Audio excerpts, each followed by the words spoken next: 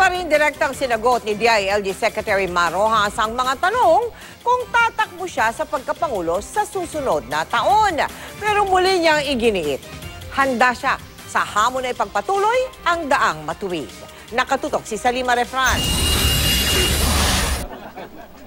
Kahit panay ang banggit ng kanyang mga kasama sa eleksyon 2016, mailap pa rin ang sagot ni DILG Secretary Mar Rojas kung tatakbong Pangulo.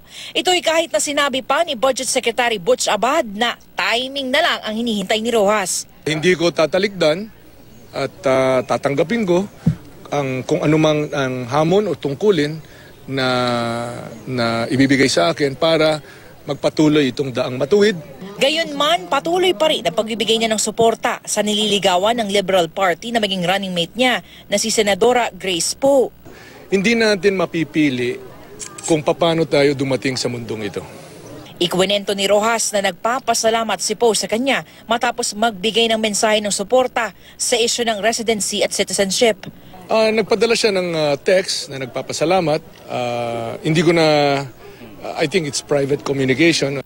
Ayon pa kay Rojas, mabuti at humingi ng paumanhin kay Poe si una interim president at Navotas Congressman Toby Tiangco. Dapat din daw sundin ang payo ng Pangulong Aquino na itigil na ang bangayan sa issue. Dapat lang na huwag magbangayan, dapat lang na mag-apologize, dapat lang na ilagay natin sa tamang antas yung debate. Ano ba pinag-uusapan dito?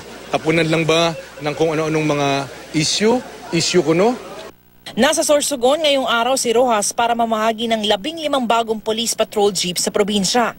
Pinasinayaan din ni Rojas ang Saling Tubig Project sa bayan ng Prieto Diaz dito sa Sorsogon. Salima Refran, Nakatutok, 24 Oras.